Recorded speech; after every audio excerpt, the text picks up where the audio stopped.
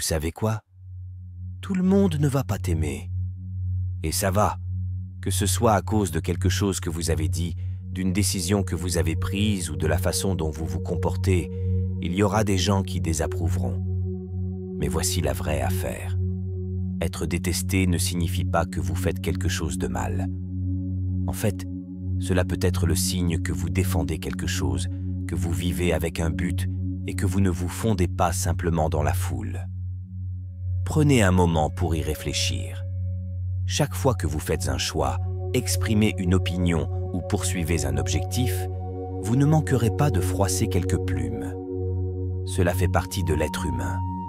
Mais si je vous disais qu'apprendre à accepter et même accepter d'être détesté pourrait être votre super pouvoir, aujourd'hui, nous abordons un sujet qui nous touche tous. Alors avant de commencer à affirmer votre valeur dans le commentaire avec cette affirmation, je me choisis toujours en premier. Comment acquérir le pouvoir d'accepter d'être détesté par les autres? Et nous allons aborder cela à travers le prisme de la philosophie stoïcienne, une sagesse ancienne qui est plus pertinente aujourd'hui que jamais. Au cours des 40 prochaines minutes, nous explorerons pourquoi les gens pourraient ne pas nous aimer, comment cela nous affecte et, plus important encore, comment nous pouvons utiliser des principes stoïques pour transformer ce défi en une opportunité de croissance. Que vous soyez confronté à des critiques au travail, que vous viviez dans des relations complexes ou que vous essayiez simplement de rester fidèle à vous-même dans un monde de jugement sur les réseaux sociaux, cette vidéo est faite pour vous, est pour vous. Nous partagerons des histoires des temps anciens et modernes, proposerons des stratégies pratiques que vous pourrez utiliser immédiatement et, espérons-le, vous verrez le fait d'être détesté sous un tout nouveau jour à la fin. Alors, êtes-vous prêt à acquérir un super pouvoir? Allons-y. Tout d'abord, parlons des raisons pour lesquelles les gens pourraient ne pas nous aimer. Il s'agit d'un problème complexe, mais le comprendre peut nous aider à mieux le gérer. Parfois, les gens ne nous aiment pas simplement parce que nous sommes différents. Peut-être avez-vous un choix de carrière non conventionnel, ou votre style de vie ne correspond pas à la norme dans votre communauté. Rappelez-vous quand Steve Jobs a abandonné ses études pour poursuivre sa passion pour la technologie.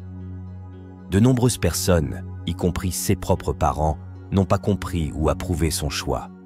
Mais sa volonté d'être différent a changé le monde. D'autres fois, c'est parce que nous avons pris une décision qui affecte les autres. Les managers sont souvent confrontés à ce problème lorsqu'ils doivent prendre des décisions difficiles pour le bien de l'entreprise. Imaginez devoir choisir entre licencier quelques employés ou risquer l'avenir de l'entreprise dans son ensemble. Peu importe ce que vous décidez, quelqu'un sera forcément malheureux. Parfois, il ne s'agit même pas de nous du tout. L'aversion des gens peut provenir de leurs propres insécurités, jalousie ou malentendus.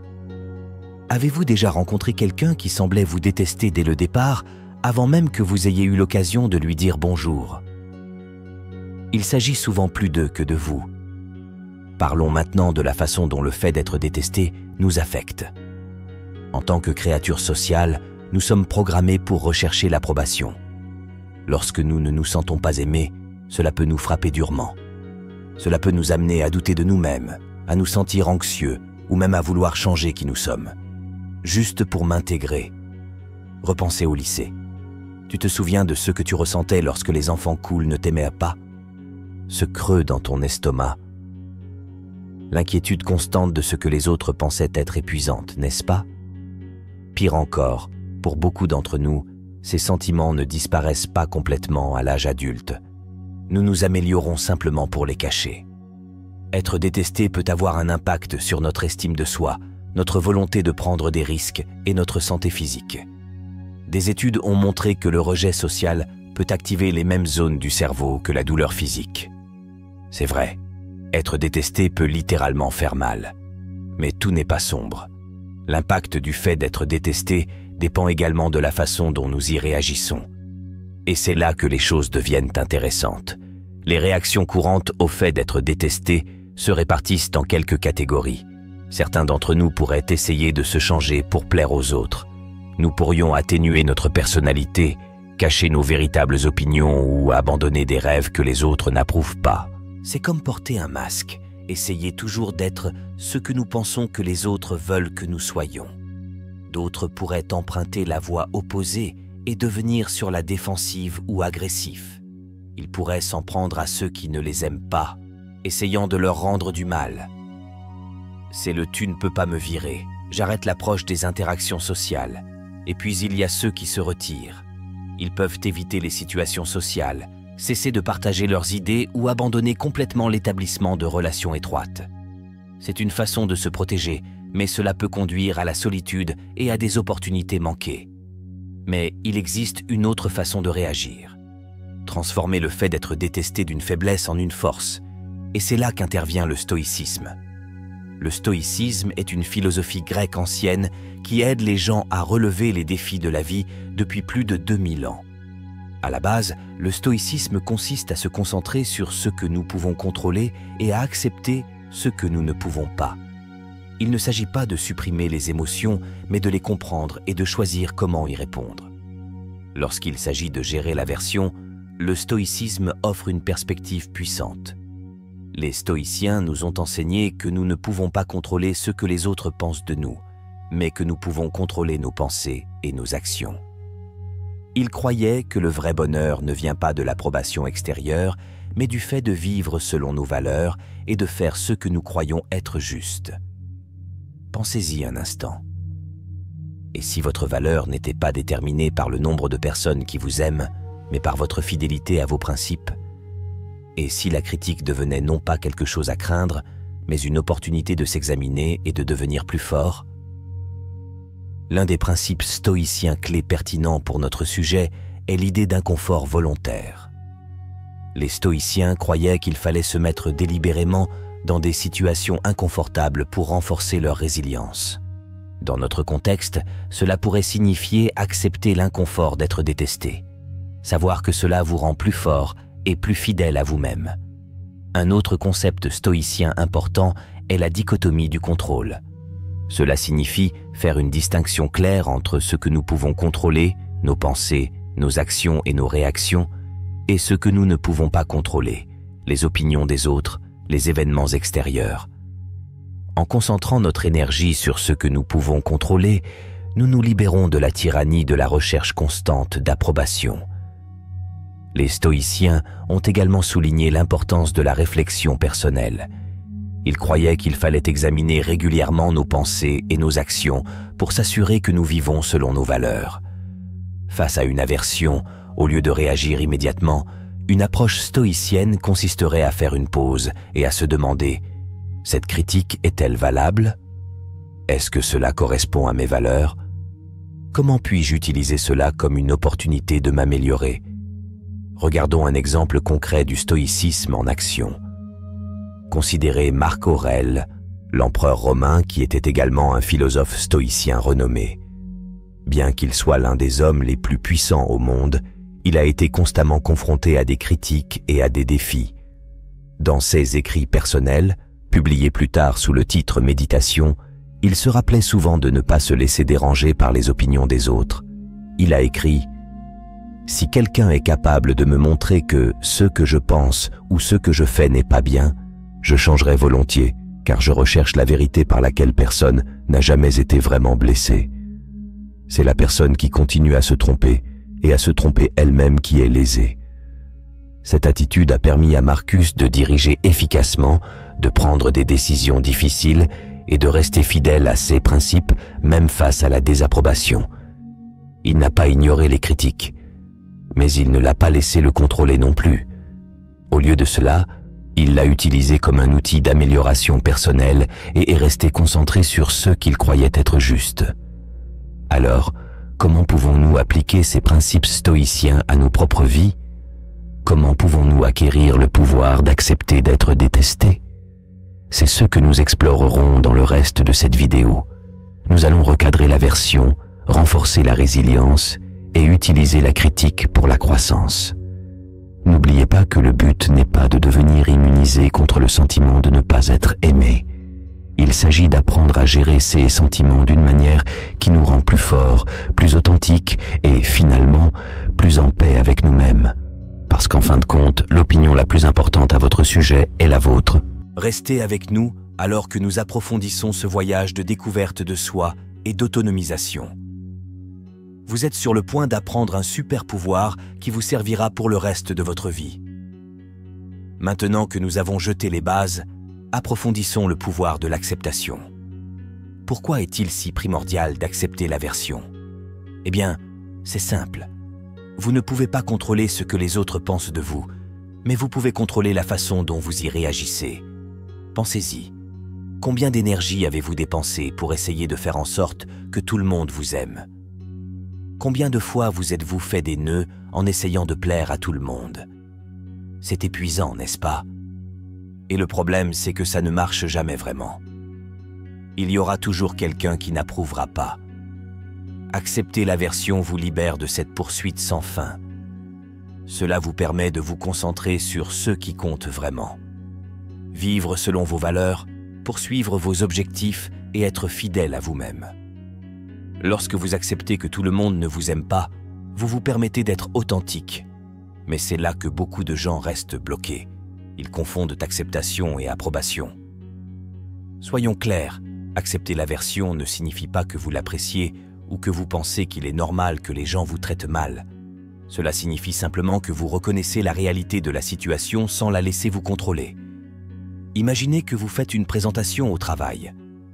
Vous vous êtes préparé minutieusement, mais vous pouvez voir un collègue au dernier rang, les bras croisés, qui n'achète clairement pas ce que vous dites.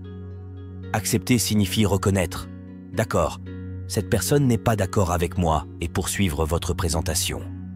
Cela ne signifie pas que vous devez aimer leur attitude ou changer votre approche pour les convaincre.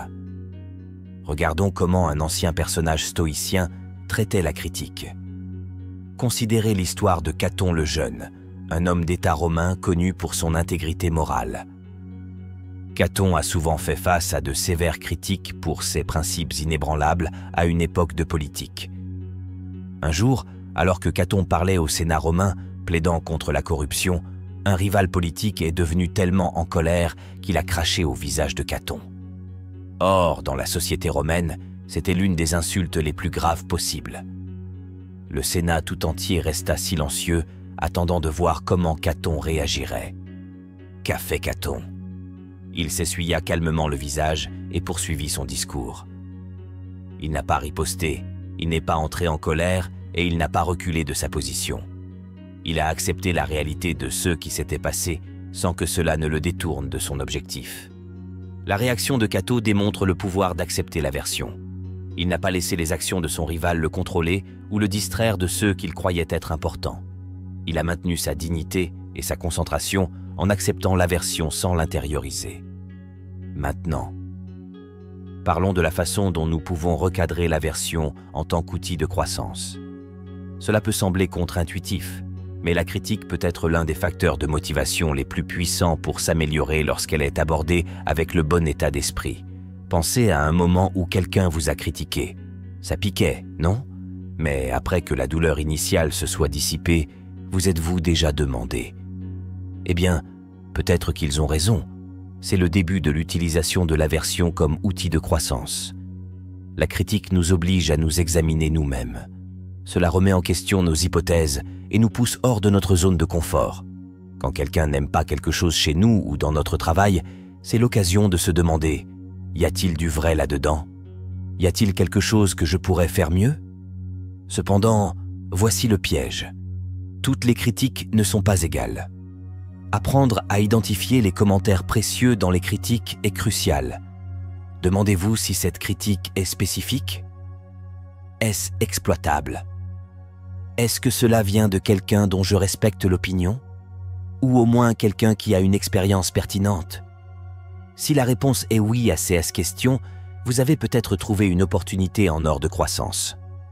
Si la réponse est non, si la critique est vague, inutile, ou émane de quelqu'un qui ne sait pas de quoi elle parle, vous pouvez alors la reconnaître et passer à autre chose sans la laisser vous affecter. Regardons l'exemple moderne de quelqu'un qui a utilisé l'aversion généralisée comme outil de croissance. Considérez l'histoire d'Elon Musk au début de Tesla et SpaceX. Les deux sociétés ont été confrontées à d'intenses critiques et à un scepticisme.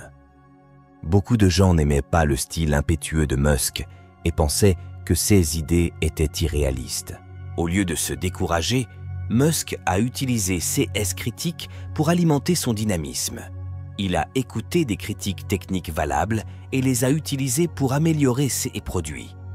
Quand les gens disaient que les voitures électriques ne pouvaient pas être sexy ou pratiques, il a travaillé plus dur pour leur prouver le contraire. Lorsqu'ils ont déclaré que les fusées réutilisables étaient impossibles, lui et son équipe ont continué à innover jusqu'à ce qu'ils réussissent. Musk n'a pas laissé cette aversion l'arrêter. Au lieu de cela, il l'a recadré comme un défi à surmonter, un problème à résoudre, et ce faisant, il a révolutionné 2 secteurs. Maintenant, je ne dis pas que vous devez révolutionner une industrie pour utiliser l'aversion comme outil de croissance, mais vous pouvez appliquer le même principe dans votre propre vie. La prochaine fois que vous serez confronté à des critiques, essayez de les regarder objectivement. Y a-t-il quelque chose que vous pouvez en tirer? Existe-t-il un moyen de l'utiliser pour devenir meilleur? Passons à quelques stratégies pratiques pour gérer les avis négatifs. Car avouons-le, connaître quelque chose en théorie est une chose, le mettre en pratique face à une désapprobation en est une autre. Tout d'abord, développez la résilience émotionnelle. C'est votre capacité à rebondir après des expériences négatives. C'est comme développer un muscle émotionnel. Plus vous l'exercez, plus il devient fort. Une façon de renforcer la résilience consiste à recourir à ce que les psychologues appellent le recadrage. Cela signifie changer votre façon de penser à une situation. Par exemple, au lieu de penser que cette personne ne m'aime pas, je dois être horrible. Essayez de réfléchir. L'opinion de cette personne n'est qu'un point de vue. Cela ne me définit pas. Une autre technique consiste à pratiquer l'autocompassion. Souvent, lorsque les gens ne nous aiment pas, nous devenons nos propres critiques les plus sévères. Mais, et si vous vous traitiez avec la même gentillesse dont vous feriez preuve envers un bon ami au lieu de vous en vouloir? Dites-vous que c'est une situation difficile, mais je fais de mon mieux. Je vais m'en sortir. Parlons ensuite de l'établissement et du maintien de limites personnelles. Les limites sont les limites que vous fixez à la manière dont les autres peuvent vous traiter. Ils sont essentiels pour maintenir votre estime de soi et réduire l'impact des opinions négatives des autres. Fixer des limites signifie dire non aux demandes déraisonnables, dénoncer lorsque quelqu'un vous traite de manière irrespectueuse ou décider du niveau de critique auquel vous souhaitez répondre. N'oubliez pas que vous n'êtes pas obligé d'assister à chaque argument auquel vous êtes invité. Par exemple, supposons qu'un collègue critique constamment votre travail de manière non constructive. Dans ce cas, une limite pourrait dire « Je suis ouvert à des commentaires spécifiques exploitables, mais les commentaires négatifs généraux ne sont pas utiles. » Pouvons-nous nous concentrer sur des suggestions concrètes d'amélioration?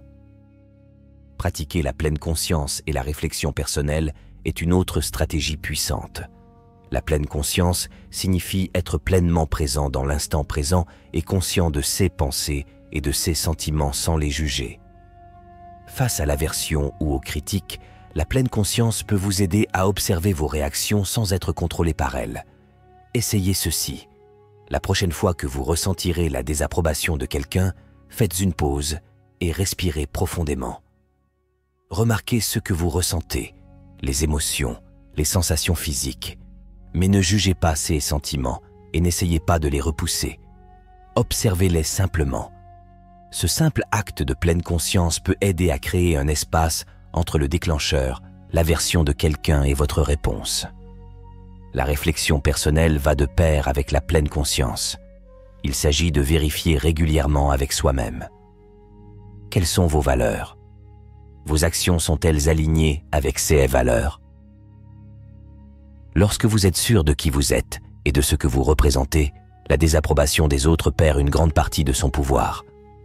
Maintenant, passons un moment interactif. Je veux que vous fassiez une pause et réfléchissiez. Pensez à une situation récente dans laquelle vous vous êtes senti détesté ou critiqué. J'ai compris? D'accord. Maintenant, travaillons dessus ensemble. Tout d'abord, remarquez ce que vous ressentez lorsque vous pensez à cette situation. Où le ressentez-vous dans votre corps? Quelles émotions surgissent? Observez simplement ces sensations sans chercher à les modifier. Recadrons maintenant cette situation. Au lieu de vous concentrer sur l'aversion, demandez-vous « Que puis-je apprendre de cela ? Y a-t-il du vrai dans les critiques que je peux utiliser pour grandir ? Si ce n'est pas le cas, puis-je profiter de cette opportunité pour pratiquer le maintien de mes valeurs ?» Ensuite, définissez une limite. Quelle limite saine pourriez-vous fixer dans cette situation ? Comment pourriez-vous communiquer cette limite avec respect mais fermeté ? Enfin, montrez-vous un peu de compassion. Dites-vous, c'est difficile, mais je fais de mon mieux. J'apprends et je grandis grâce à cette expérience. Comment te sens-tu maintenant ? Un peu différent, non ? C'est le pouvoir de ces stratégies. Ils ne font pas disparaître l'aversion, mais changent la façon dont vous vous y rapportez. Ils vous redonnent le contrôle. N'oubliez pas que gérer les opinions négatives est une compétence, et comme toute compétence, cela demande de la pratique. Vous ne serez pas parfait du jour au lendemain, et ce n'est pas grave. Le but n'est pas de ne jamais se sentir blessé par l'aversion ou les critiques. L'objectif est de renforcer la résilience, d'apprendre de l'expérience et de rester fidèle à soi-même malgré la désapprobation. Au fur et à mesure que nous avançons, nous explorerons comment appliquer ces stratégies dans des situations spécifiques de la vie réelle. Des conflits sur le lieu de travail aux interactions sur les réseaux sociaux. Nous examinerons également les avantages à long terme de l'acceptation de l'aversion. Parce que voici la vérité, apprendre à accepter d'être détesté ne consiste pas seulement à se défendre contre des sentiments négatifs. Il s'agit de vous libérer pour vivre une vie plus authentique et plus utile. Le meilleur reste à venir. Maintenant que nous avons exploré le pouvoir de l'acceptation et quelques stratégies pratiques, voyons comment ces idées se concrétisent dans la vie réelle. Nous examinerons 3 domaines communs dans lesquels nous sommes souvent confrontés à l'aversion ou à la désapprobation. Le lieu de travail, les relations personnelles et les médias sociaux. Commençons par le lieu de travail. Imaginez que vous participez à une réunion d'équipe et que vous présentez une nouvelle idée qui vous passionne. Pendant que vous parlez, vous remarquez votre collègue John rouler des yeux. Après la réunion, il vous prend à part et vous dit « Cela ne marchera jamais. Vous faites perdre du temps à tout le monde. » Mais appliquons ce que nous avons appris. Tout d'abord, acceptez la réalité. John n'aime pas votre idée. C'est bon. Cela ne veut pas dire que votre idée est mauvaise ou que vous êtes incompétent. Ensuite, recherchez tout commentaire précieux caché dans « essai critique ». Y a-t-il une préoccupation spécifique que vous pourriez aborder ? Sinon, c'est bien aussi. Maintenant, fixez une limite. Vous pourriez dire « John, j'apprécie que vous partagiez vos préoccupations. À l'avenir, je trouverais plus utile que vous puissiez fournir des commentaires spécifiques au cours de la réunion. De cette façon, nous pourrons en discuter en équipe. Enfin, réfléchissez. Êtes-vous toujours confiant dans votre idée ? Cela correspond-il à vos valeurs et à ce que vous pensez être le mieux pour l'entreprise ? Si tel est le cas, ne laissez pas la désapprobation d'une personne vous décourager. Utilisez-le comme motivation pour affiner et améliorer votre proposition. Passant aux relations personnelles, considérons un scénario familial. Vous avez décidé de poursuivre une carrière dans les arts, mais vos parents vous désapprouvent fortement. Ils voulaient que tu deviennes médecin ou avocat. Cette situation est plus délicate car elle implique des personnes qui vous tiennent profondément à cœur. Commencez par accepter leur désapprobation sans la laisser vous définir. Comprenez que leur opinion vient probablement d'un souci pour votre avenir. Ensuite, recherchez le problème sous-jacent. Sont-ils inquiets pour la stabilité financière, la sécurité de l'emploi? Répondez directement à ces préoccupations. Vous pourriez dire « Je sais que vous vous inquiétez pour mon avenir. J'ai fait des recherches sur ce cheminement de carrière et voici mon plan pour me constituer un revenu stable. » Vous pourriez dire « Je sais que vous êtes inquiet. » Fixez des limites à la manière dont ce sujet est abordé. Par exemple, « J'apprécie votre opinion, mais j'ai besoin que vous respectiez mon choix. » Pouvons-nous accepter de ne pas discuter de cela lors des réunions de famille? N'oubliez pas qu'il est possible d'aimer profondément quelqu'un tout en étant toujours en désaccord avec lui. Votre choix de carrière ne doit pas nécessairement nuire à votre relation. Si vous abordez la situation avec compréhension et avec des limites fermes et respectueuses. Passons maintenant au Far West des médias sociaux. Vous publiez une photo de vous lors d'un rassemblement politique et soudain, vos notifications sont inondées de commentaires colériques de personnes qui ne sont pas d'accord avec vos opinions. Tout d'abord, respirez. Acceptez que dans le vaste monde des médias sociaux, vous rencontrerez des personnes qui n'aiment pas vos opinions. Ce n'est pas une réflexion sur vous, c'est la nature de la plateforme. Ensuite, décidez quels commentaires, le cas échéant, valent la peine d'être consultés. Existe-t-il une opportunité pour un dialogue constructif? Si c'est le cas, répondez de manière réfléchie. Sinon, vous pouvez ignorer ou supprimer les commentaires hostiles. N'oubliez pas que vous n'êtes pas obligé de répondre à toutes les opinions qui vous sont présentées. Fixez des limites claires pour votre utilisation des médias sociaux. Vous pouvez limiter le temps passé à lire les commentaires ou désactiver les commentaires sur des publications spécifiques. Vous pouvez organiser votre liste d'amis pour créer un environnement en ligne plus favorable. Réfléchissez à la raison pour laquelle vous partagez en premier lieu. Exprimez-vous vos valeurs? Sensibilisez à une cause en laquelle vous croyez? Si tel est le cas, laissez cet objectif vous ancrer face à la désapprobation. Dans tous ces scénarios, restez fidèle à vous-même tout en naviguant dans le monde social complexe qui vous entoure. Est la clé. C'est un exercice d'équilibre, mais avec de la pratique, cela devient plus facile. Parlons maintenant de cultiver la paix intérieure au milieu de la désapprobation extérieure. C'est ici que se déroule la véritable action. C'est une chose de gérer les cas individuels d'aversion.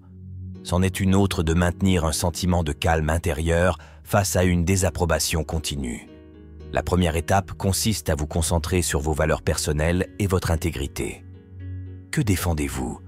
Quels principes guident votre vie? Lorsque vous êtes clair sur vos valeurs, les opinions extérieures ont moins de pouvoir pour vous ébranler. Considérez vos valeurs comme une boussole interne. Face à la désapprobation, vérifiez votre boussole. Agissez-vous en accord avec vos valeurs?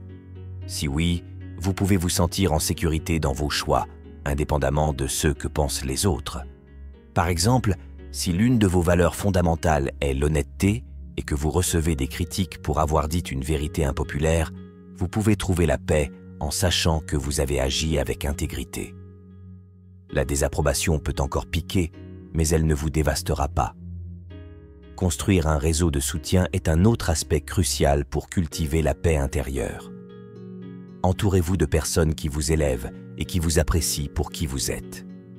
Cela ne signifie pas créer une chambre d'écho où tout le monde est d'accord avec vous. Recherchez plutôt des personnes qui peuvent être en désaccord avec vous avec respect et vous mettent au défi de grandir tout en soutenant votre valeur fondamentale. Votre réseau de soutien peut être un refuge dans une mer tumultueuse de désapprobation. Vous pouvez vous tourner vers ces personnes lorsque vous avez besoin d'être rassuré et qui peuvent vous rappeler vos points forts lorsque d'autres se concentrent sur vos faiblesses perçues. Permettez-moi de partager un conte philosophique oriental sur la paix intérieure. Il existe une histoire zen sur un moine réputé pour son calme intérieur. Un jour, un guerrier vint le défier, lui lançant des insultes et tenta de provoquer le moine au combat.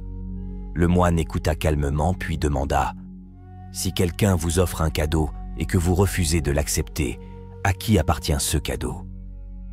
Le guerrier, confus, répondit « Celui qui donne, je suppose. » Le moine sourit et dit « Exactement, et il en va de même pour vos insultes et votre colère.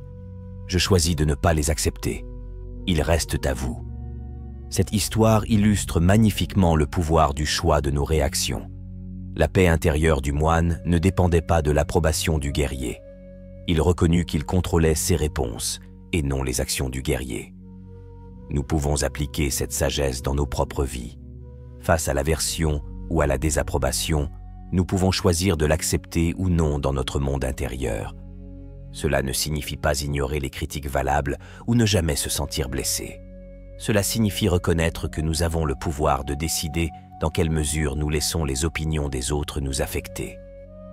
Cultiver cette paix intérieure est un voyage qui dure toute une vie. Il ne s'agit pas d'atteindre un état où rien ne vous dérange. Il s'agit de développer la capacité de revenir à son centre, son calme intérieur. même lorsque le monde qui vous entoure est chaotique. Examinons maintenant les avantages à long terme de l'acceptation de l'aversion.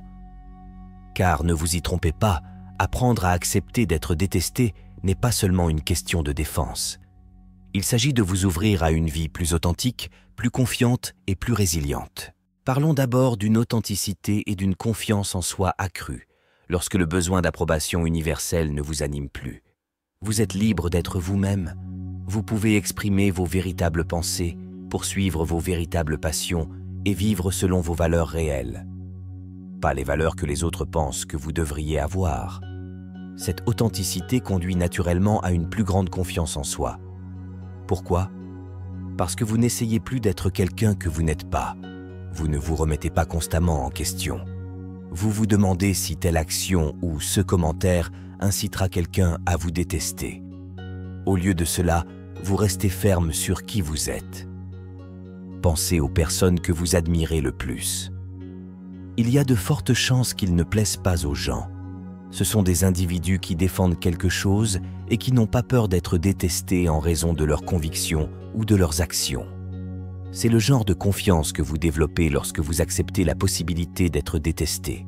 Ensuite, accepter l'aversion conduit à de meilleures compétences en matière de prise de décision.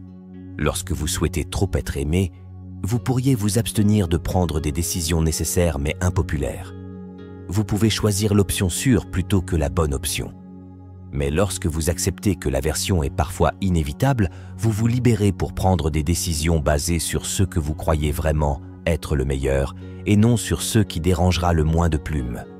Cela conduit à de meilleurs résultats à long terme, tant dans votre vie personnelle que professionnelle. Par exemple, un manager qui se sent à l'aise avec le fait d'être détesté peut prendre des décisions difficiles mais nécessaires pour maintenir un projet sur la bonne voie. Un parent qui accepte une désapprobation temporaire peut fixer des limites importantes qui profiteront à son enfant à long terme. Enfin, accepter l'aversion améliore votre résilience face à l'adversité. Chaque fois que vous restez ferme face à la désapprobation, vous développez votre force émotionnelle. Vous vous prouvez que vous pouvez gérer l'inconfort et rester fidèle à vos valeurs même lorsque c'est difficile. Cette résilience vous sert dans tous les domaines de la vie. Cela vous aide à rebondir après les revers, à persister face aux défis et à garder votre sang-froid dans les situations de haute pression. C'est comme construire un système immunitaire émotionnel. Plus vous l'exercez, plus il devient fort. Prenons l'exemple de quelqu'un qui a appris à accepter l'aversion pour la poursuite d'un objectif à long terme, comme démarrer une entreprise ou écrire un livre. Ils seront inévitablement confrontés à des critiques et à des revers. Mais comme ils ne sont pas dévastés par toutes les opinions négatives, ils peuvent persister là où d'autres pourraient abandonner. Ils peuvent accepter des commentaires utiles et abandonner le reste. Essentiellement, accepter l'aversion ne change pas seulement la façon dont vous gérez la désapprobation. Cela change qui vous êtes. Cela vous transforme en une personne plus authentique, confiante, décisive et résiliente. Cela vous permet de vivre votre vie selon vos propres conditions, de poursuivre ce qui compte vraiment pour vous, sans être freiné par la peur des opinions des autres. Et voici la belle ironie. Lorsque vous ne cherchez plus désespérément l'approbation de tout le monde, vous finissez souvent par gagner un véritable respect. Les gens sont attirés par l'authenticité et la confiance tranquille. En acceptant la possibilité d'être détesté, vous devenez le genre de personne que les autres admirent. Quelqu'un qui défend quelque chose et qui ne se laisse pas influencer par toutes les opinions passagères. Alors que nous terminons cette section, je veux que vous imaginiez la personne que vous pourriez être si vous embrassiez pleinement cet état d'esprit. Imaginez les objectifs que vous pourriez poursuivre, les positions que vous pourriez prendre, la vie que vous pourriez mener si la peur d'être détesté ne vous retenait plus. C'est de cela que nous parlons. C'est la transformation possible. Et dans notre dernière section, nous expliquerons comment commencer à opérer ce changement dans votre propre vie, dès aujourd'hui. Nous avons parcouru le terrain difficile de l'acceptation, de la croissance et de la paix intérieure. Ramenons tout cela à la maison. N'oubliez pas, comme le disait le grand philosophe romain Épictète, que ce qui compte n'est pas ce qui vous arrive, mais la manière dont vous y réagissez. Votre pouvoir ne réside pas dans le contrôle des opinions des autres, mais dans la maîtrise de vos réponses. Imaginez-vous vous réveiller demain en embrassant pleinement cette superpuissance stoïque. Vous sortez dans le monde, n'étant plus enchaîné par la peur de la désapprobation. Vous dites votre vérité, poursuivez vos passions et restez ferme dans vos valeurs. Bien sûr, tout le monde n'aimera pas ça, mais vous savez quoi? C'est bon. Comme l'a dit avec force Theodore Roosevelt, ce n'est pas la critique qui compte. Pas l'homme qui montre comment l'homme fort trébuche ou où l'auteur des actes aurait pu mieux les accomplir. Le mérite revient à l'homme qui est réellement dans l'arène. Vous choisissez d'être dans l'arène. Vous choisissez de vivre pleinement, authentiquement et avec détermination. Et cela, mes amis, est la vraie liberté. Ce voyage ne se termine pas avec cette vidéo. C'est une pratique quotidienne, un engagement à vie envers la croissance et la maîtrise de soi. Il y aura des défis. Il y aura des jours où la désapprobation sera presque trop lourde à supporter. Dans ces moments-là, rappelez-vous les paroles de Marc Aurèle. Vous avez le pouvoir sur votre esprit, pas sur les événements extérieurs. Comprenez-le et vous trouverez de la force. Cette force est en vous en ce moment. Il faut le cultiver. Et vous n'êtes pas obligé de le faire seul. C'est pourquoi nous sommes ici à la communauté stoïcienne. Nous faisons ce voyage ensemble. Nous soutenons les uns les autres, apprenons les uns des autres, grandissons ensemble. Alors, voici mon défi pour vous. Prenez une chose que vous avez apprise aujourd'hui et mettez-la en pratique. Il peut s'agir de fixer une limite, de recadrer la critique ou simplement de prendre une pause pour vérifier votre boussole intérieure avant de réagir à une désapprobation. Quoi qu'il en soit, engagez-vous. Faites-le consciemment, intentionnellement. Ensuite, revenez et partagez votre expérience. Commentez ci-dessous. Engagez-vous avec d'autres voyageurs sur ce chemin stoïcien. Votre histoire pourrait inspirer quelqu'un d'autre à faire ce premier pas. Si vous avez trouvé de la valeur dans la vidéo d'aujourd'hui et que vous êtes prêt à approfondir la sagesse stoïcienne et la philosophie pratique, cliquez sur le bouton d'abonnement. Rejoignez la communauté stoïcienne. Renforçons ensemble la résilience, cultivons ensemble la paix intérieure, révolutionnons la façon dont nous naviguons dans ce monde complexe, parfois dur, mais finalement magnifique. Rappelez-vous, selon les mots de Sénèque, que nous souffrons plus souvent en imagination qu'en réalité, alors abandonnons le poids imaginé de l'approbation universelle. Embrassez le pouvoir libérateur de l'acceptation, que tu pourrais être détesté. Et ce faisant, entrez dans la version la plus complète et la plus authentique de vous-même. C'est là que réside le véritable pouvoir. C'est ici que commence la vraie vie. Merci de vous joindre à moi aujourd'hui. Restez stoïque, restez fort et à bientôt dans la prochaine vidéo. La communauté stoïcienne est là pour vous à chaque étape du processus.